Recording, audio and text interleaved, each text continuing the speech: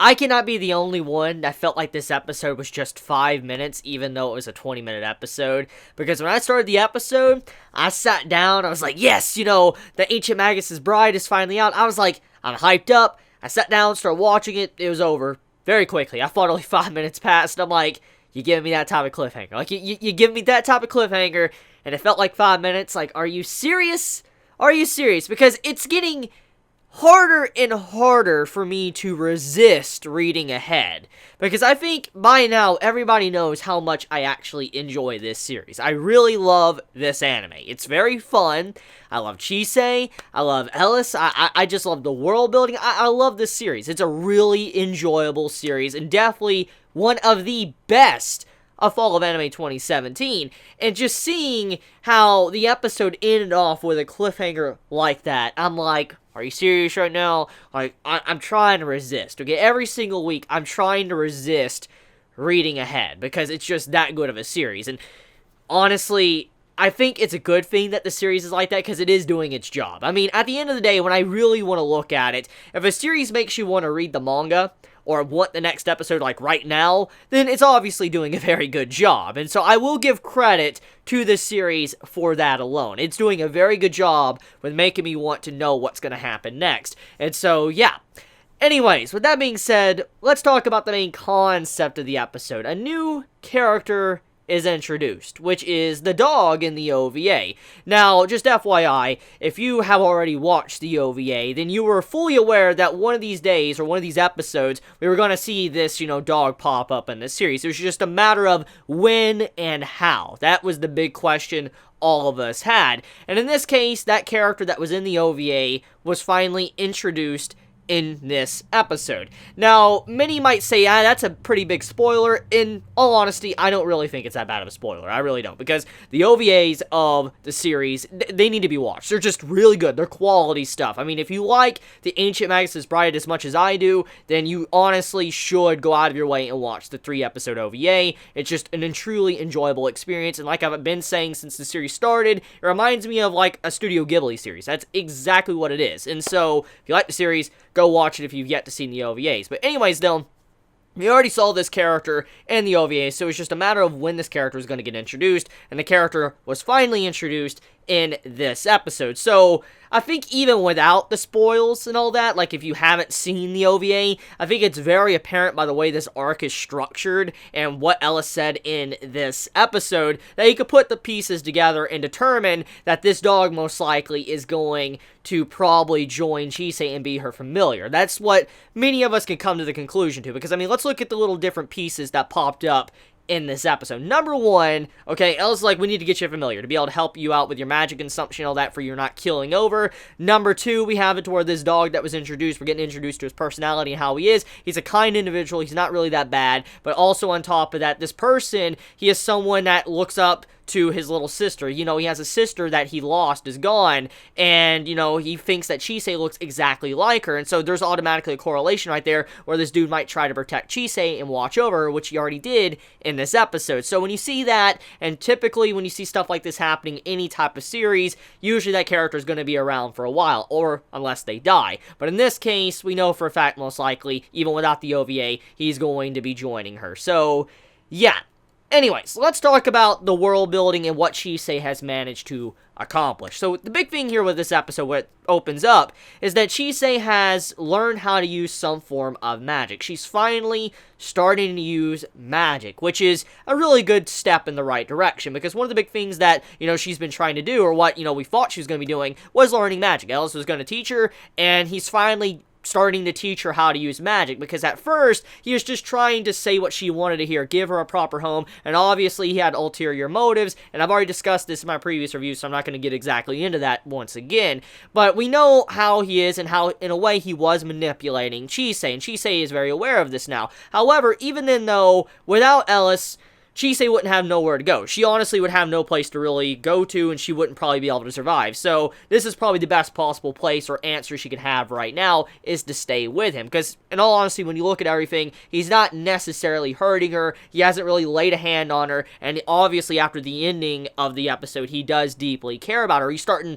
to develop feelings. He may not even understand himself, but it does show that he is starting to grow a little bit closer to more of a human heart. But anyways, getting back into it though, Chise is learning how to use magic, and the reason for this most likely is because now that, you know, the jury is out, everybody knows now, or Chise knows how Elias really is, and Elias now has told her the truth. He has now decided, instead of hiding things from her, he's actually trying to teach her how to control her magic to give her a better possible option of surviving in the future, which is the main concept of the beginning of the episode. And eventually he actually gives her a ring to where it will slow down her magic consumption, or, you know, where she takes in more magic, which is a really cool little piece of information. Anyways, though, let's talk about how she was multitasking, okay? This is a little part of the episode that I don't think many are going to really catch, or they're not really going to care about at all, because it's a very little small scene, and honestly, I only caught this because I was rewatching the episode to get thumbnails to figure out what I want for the thumbnail of the video. But at the beginning of the episode, you see Chise, she's sitting there learning magic and all that. You see the, you know, the different magical creatures around her, and you see how she has a book in her lap, she has a book in her hand, and she's eating with another hand. I'm like, yo, she is multitasking. Like, Chise is really good at multitasking. It's just a little tidbit with her character that I know many might not even care about. They might completely overlook her, might think it's completely irrelevant, but I find stuff like that very entertaining, especially in any series, just to see these little details to a character that you know how they act now, especially when they're by themselves, or how they like to study or learn, and that's something I truly actually enjoy, seeing how she was learning while multitasking a bunch of different things, and it shows how keen she is on learning things or studying, and we always know that she's liked books. We've seen this since, you know, the OVAs and stuff. We know she went out of her way to read books and stuff, so it would make perfect sense why she would, you know, be into this and also multitask as well, because she's fascinated by magic. Okay, so with that being said, she's also learned how to create potions, medicine. I mean, she's a little bit too strong at it because she made a sleeping medicine, which actually did help her out in the end of this episode, which I'm glad to see. It shows that Chise is now able to somewhat protect herself. She doesn't constantly need to be the damsel in distress, which makes it really a lot better, because if there's one thing I don't really like about these type of series with a main female character that has like the strong male character that's looking out over her, usually it's the female character always getting captured and then hurt and then protected, and in a way it did still happen in this episode, don't get me wrong. It just, I'm liking how Chise's starting to grow a backbone. She reminds me a lot of Yona in a way. If you've ever seen, you know, Yona, that series, and you know what I'm talking about, she's starting to grow a backbone, she's starting to be able to defend herself, and it does show that she is getting a little bit closer to actually wanting to look forward to the future and wanting to live. She is slowly starting to come out of that shell, so that's a good path and direction she's taking right now with herself. So yeah, let's talk about the antagonist now, since that was kind of clarified with this episode. So you know the characters, the two characters that were introduced in the last arc, you know, the one with the scars, and then, you know, the girl, I think her name is Alice and all that, and then you had the little, you know, boy or whatever, I think it's a boy, it could be a trap or whatever, but it's a boy that was, you know, manipulating the couple in the flashback with the cats and stuff. Well, we found out that the sorcerers, in fact, they actually are not necessarily bad. I mean, we don't really know everything about them, but they're not all bad, at the very least. We could see that they're just being toyed with and manipulated to do the bidding of the other individual, you know, the boy that's obviously not a boy, probably a very old ancient being or something, but they're being manipulated and, you know, abused and forced to do certain things they don't want to do, which in turn is why it looks like they're on the evil side, but in turn, it's actually the boy that's the evil one. Now, we don't know exactly what he wants and what type of experiments